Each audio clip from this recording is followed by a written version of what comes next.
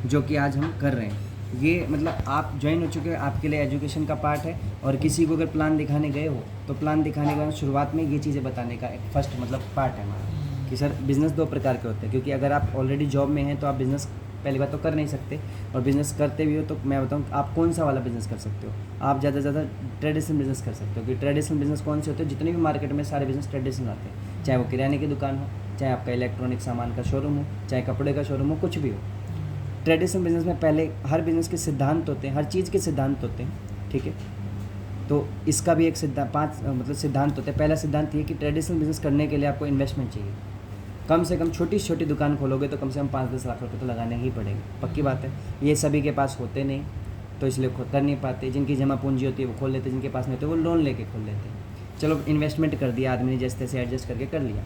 उसके बाद में दूसरा सिद्धांत ये कि उसको टाइम देना पड़ेगा। अब जो भी बेल्ट वाली जॉब के लोग हैं उनका क्या होता है, हर 3 महीने 4 महीने में ट्रांसफ़र हो जाता है। अगर वो कोई दुकान भी खोले, जैसे अभी आप बाहर रह रहे हो, राइट, बाहर रहते हो, यहाँ पे अगर कोई दुकान खोल के डाल दो और दुकान से मैडम या आप संभालने लग जाओ, लेकिन उनका कोई फ़ायदा होगा नहीं। क्यों? 2 साल लगेंगे जमने में। जिस दिन वो कमा के देना शुरू करेगी तब तक भाई साहब उठाओ और चलो।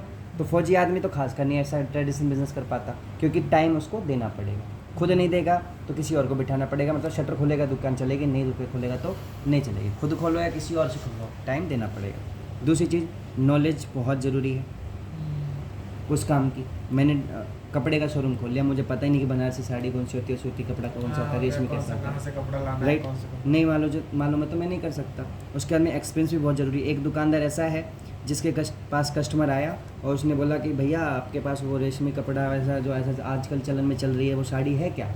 भैया ने बोला नहीं मैडम हमारे पास तो नहीं है। अब उसका एक्सपीरियंस नहीं है तो मैडम क्या करेंगे, बोले ठीक है भैया सॉरी मैडम तो चलिए दूसरी दुकान पे। लेकिन वहीं अगर एक्सपीरियंस होल्डर वाला दुकानदार होता तो वो क्या बोलता है, अरे मैडम बनारसी साड़ी छोड़ो ना, आजकल बोझ का ज़माना गया। मैं आपको बताता हूँ, गुजरात से चाहिए 3 साड़ी मंगवाई थी, 3 में से 2 निकल गई, 1 ही बची गई। और आपके अकॉर्डिंग आपकी पर्सनैलिटी के अकॉर्डिंग ज़बरदस्त सजेगी, आपकी जमेगी, और कलर भी आपको पसंद आता है। कलर भी इतना शानदार बचा है, आपको तो दिखाऊँ। बहन जी क्या बोलेंगे, हाँ भैया इतना बोल रहे तो दिखा दो। कस्टमर को रोक लिया। अब जब कस्टमर को रोक लिया तो वो बेच के ही छोड़ेगा, पक्की बात है ना। तो ये एक्सपीरियंस की बात, राइट, वो भी एक्सपीरियंस है। उसके बाद में नेक्स्ट रिस्क है। इन्वेस्टमेंट तो लगा दिया, आप पहले इंसान थोड़ी ना जो दुकान खोल रहे हैं वो उस चीज़ की, आपसे पहले दुनिया खोल के बैठी है। तो चला, नहीं चला तो फिर जो लगाया था जमा पूंजी वो भी गई। रिस्क है, मतलब दुकान में कुछ भी हो सकता है, लॉस भी हो सकता है। उसके अंदर एक चीज़ और सबसे ज़्यादा जिसको फेस करना पड़ता है, लास्ट पॉइंट, वो है कॉम्पिटिशन। कंपटीशन इतना है कि पूछिए मत। आज के टाइम पे जो 20 साल से दुकान खोल के बैठा है और मैंने आज खोली है, वो दुकानदार मेरी दुकान को चौपट आराम से कर सकता है। क्यों? मैं 200 रुपये मीटर कपड़ा बेच रहा हूँ और वो क्या करेगा, वो 20 साल से तो कमा रहा है, वो क्या करेगा 6 महीने तक वो 100 रुपये मीटर कपड़ा 200 रुपये मीटर वाला कम कर देगा और 100 रुपये मीटर के हिसाब से बेचना शुरू कर देगा। जब बेचना शुरू करेगा तो क्या होगा, कस्टमर मेरी तरफ से टूट के उधर ही जाएंगे। बाहर बोर्ड लगा दे इतना इतना छूट, सारे उधर ही भागेंगे। मेरी 6 महीने तक दुकान नहीं चले तो पक्की बात है, मेरा तो दुकान का किराया भी देना था, लोन पे मैंने माल भरा था तो लोन की किस्त भी जारी थी, और डेली का कमाना है, खाना पीना सोना खर्चे वो अलग है। तो 6 महीने में मेरी दुकान बंद थी, फिर बाद में वापस 200 रुपये मीटर चलेगा। सही है, ये एक तरीका बताया सिर्फ कंपटीशन का, ऐसे पता नहीं कितने तरीके लोग अपनाते हैं। लेकिन एक बिज़नेस मेरे पास ऐसा है, ठीक है, जिस बिज़नेस को अगर हम इन सिद्धांतों को फॉलो करें तो उन सिद्धांतों पे हमारे बिज़नेस की पर मतलब वो सिद्धांत चलते ही नहीं, और उसको आप बड़े आसानी से कर सकते हो। हमारे बिज़नेस में जिसके बारे में अभी आपको मैं बताने वाला हूँ, हमारे बिज़नेस में इन्वेस्टमेंट बिल्कुल नहीं चाहिए। क्योंकि इन्वेस्टमेंट क्या होता है, ये पेन जो है ये 30 रुपये का आया, ये 30 रुपये का पेन मैंने खुद के यूज़ करने के लिए लिया, तो ये क्या है, मेरा एक्सपेंस है, खर्चा है। लेकिन ऐसे ही मैं 1000 पेन खरीदता तो वो मेरा इन्वेस्टमेंट होता, क्योंकि मैंने बेचने के लिए। सही है, तो इन्वेस्टमेंट नथिंग है ही नहीं इन्वेस्टमेंट देखा जाए तो। दूसरी चीज़, टाइम की बात करें तो यहाँ पर क्या है, फ्लेक्सिबल टाइम है आपका। जब समय मिला तब आप इस बिज़नेस को समय दे सकते हो, चाहे सुबह दो चाहे शाम को दो। ना तो यहाँ कोई बॉस है आपका, और जब बॉस नहीं है तो ना ही आपका कोई लॉस है, अपने अनुसार काम कर सकते हैं मर्जी के हिसाब से। उसके बाद में नॉलेज की बात करें तो यहाँ पर आपसे कोई डिग्री डिप्लोमा हमने नहीं मांगा। उसके अंदर एक्सपीरियंस की बात करें तो मेरे पास या आपके पास तजुर्बा नहीं है, लेकिन हमारे जो सीनियर हैं उनका तजुर्बा हमारे काम आता है, राइट। जैसे अभी आपने बताया कि मेरी आपकी आईडी के बारे में मैंने पूछा, आपकी आईडी है, आपकी आईडी में के बाद में कोई भी व्यक्ति अभी तक नीचे ज्वाइन नहीं हुआ, लेकिन ऊपर आपके पंकज सर हैं जो आपके अपलाइन हैं, उनके अपलाइन के तजुर्बे की वजह से 100 SP इधर आई, 100 SP एक नीचे आ गई, अभी 100 SP और आ जाएगी। सही है, ये किसके तजुर्बे की वजह से आई, इनके तजुर्बे। इनका तजुर्बा आपके काम आया कि नहीं आया, आपके प्लानों को दिखाने में इनका तजुर्बा काम आया। जैसे आज इन्होंने मुझसे 2 प्लान दिखाए, दोनों के दोनों डन है। ललिता का पता नहीं, लेकिन इसकी चॉइस पे पक्की आ जाएगी, तो वो मेरे तजुर्बे की वजह से आ गया, कुछ भी मान लो, ठीक है। मतलब ये हमारा एक्सपीरियंस जो है हमारे सीनियर का तजुर्बा हमारे काम आता है। रिस्क की बात करें, जब हमारा कुछ लगा ही नहीं तो रिस्क भी नहीं। कंपनी भागे तो आज भागे, सही, कंपनी के हेड ऑफिस पे सीज कर दे सरकार तो आज कर दे, हमारा क्या जा रहा है। हमने 16,000 दिए थे, प्रोडक्ट आ गया, खाया पिया, नाले में बहाया, कुछ भी किया, वो हमारी मर्जी, सही है। हमारे बदले पैसे के बदले में तो हमारा सामान हमारे घर में आ चुका। अब पैसा कमाएंगे, पैसा मेहनत करेंगे, पैसा कमाएंगे, नहीं करेंगे तो नहीं कमाएंगे। कंपटीशन की बात करें तो आज सर ये बात सच है, AWL के टक्कर में आज तक अभी तक कोई कंपनी नहीं है। वो क्यों नहीं है? क्योंकि किसी भी डायरेक्ट सेलिंग कंपनी में जो वेस्टीज हो, चाहे मोदी केयर हो, चाहे हर्बल लाइफ हो, चाहे एमवे हो, 5.5 करोड़ का 1 वीक का चेक आज तक किसी कंपनी में नहीं आया। 9 सालों के अंदर 45 करोड़ किसी भी डायरेक्ट सेलिंग के लीडर ने नहीं कमाया। शेफ शॉप कंपनी का नाम सुना होगा, शेफ शॉप में भी नरसी गरेवाल है। बच्चा बार-बार इधर-उधर। शेफ शॉप में भी एक नरसी गरेवाल है, टॉप लीडर है उनका, ठीक है, सबसे ऊपर, सबसे आईडी में, पहली आईडी में मान लो उन्हीं की है। नरसी गरेवाल को भी आज 23 साल हो गए और 23 सालों में 1 करोड़ 50 लाख का चेक आया था, एक बार ही आया था, दोबारा आया भी। शेफ शॉप कंपनी के ये सबसे बड़े लीडर की कहानी ये है। और जो 20 साल से काम कर रहा है ना, उसने ज़्यादा 20 करोड़ ही कमाए, इससे ज़्यादा कमाए भी नहीं। लेकिन हमारे यहाँ 9 सालों में 45 करोड़ कमा के बैठे और अभी 18 रैंक बाकी है, 19वां 20वां खुल जाएगा, वो भी बाकी है। जब तक ये 20 साल तक पहुँचेंगे तो ये तो 100 करोड़ तो पार कर ही जाएंगे, ज़्यादा भी कमा जाएंगे, सही है।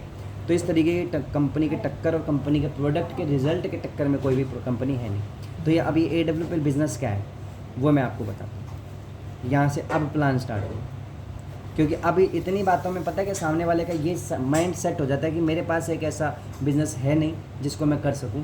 ये बिज़नेस अगर मैंने किया और समझा तो यार लगाना कुछ है नहीं, टाइम अपने हिसाब से देना है, तो इससे ज़्यादा बिज़नेस और क्या मिलेगा, राइट। और नहीं तो दुकान खोलोगे, टाइम देना पड़ेगा।